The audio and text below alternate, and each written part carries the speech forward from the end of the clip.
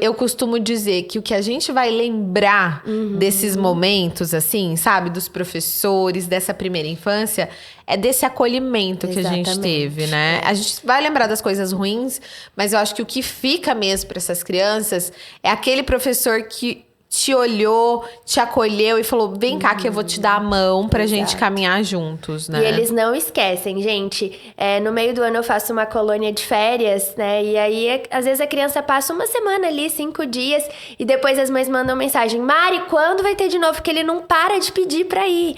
Então, a gente realmente marca. Eu acho que quando a gente é professor, a gente tem que ter a consciência que a gente tá marcando vidas, né? Que muito mais que ensinar conteúdos, ensinar a ler e escrever, e tudo isso é muito importante, mas o papel que a gente tem, a força que a gente tem, acho que isso é magnífico, né? A força que o professor tem de fazer a diferença, de tocar a vida, de olhar para aquela criança que muitas vezes não está sendo olhada em casa, não está sendo olhada nos outros contextos.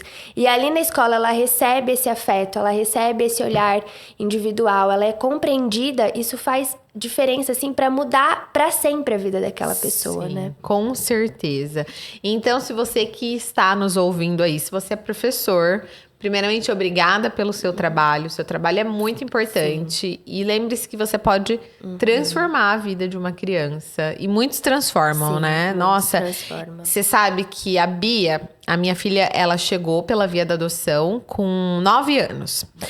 E quando a Bia chegou, eu já comecei a desconfiar do TDAH. Mas só que era muito, muito cedo, né? Então, ela chegou em dezembro, em março veio a pandemia. Sim. Então, ela só foi pra escola, não chegou a dar um mês. Deu um mês, assim, de aula, e aí logo entrou a pandemia. Nesse um mês ali, eu já comecei a perceber que, no caso da Bia, a questão dela é muito mais o déficit de atenção. Muito, muito maior. E eu já comecei a perceber que ela relutava em estudar. Ela não queria começar a estudar. Sim. Principalmente matemática. Gente, era um pânico. Não era um, tipo assim, ai, não quero. Não, era pânico mesmo. Sim. Quando eu falava, bom, hoje a gente vai estudar matemática, se instalava o caos na minha casa. Mais ou menos isso. E ali eu comecei a achar estranho. Daí eu comecei a estudar com ela. Estudando com ela, eu comecei a perceber que, de repente, eu tava falando uma coisa, a hora que eu tava falando a segunda coisa, ela já não lembrava mais da primeira coisa que eu tinha falado. Falei, gente, eu acho que isso tem alguma coisa aí.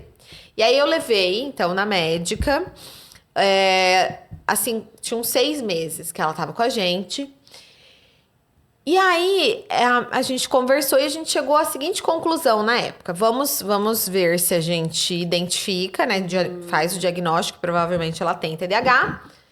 Mas vamos esperar essa questão do medicamento, porque era muita adaptação, né? Então, assim, ela tinha acabado de ser adotada, né? Uma adoção tardia, tinha muitos traumas da infância. E aí, então, a gente fez, de fato, né? O diagnóstico com uma neuropsicóloga. E depois desse diagnóstico, voltei na médica e a gente combinou de esperar, né? Então, vamos conversar. A escola tava na época do homeschooling, porque era pandemia. E aí a gente falou, vamos esperar, vamos ver como ela vai se adaptando, é tudo muito novo pra ela.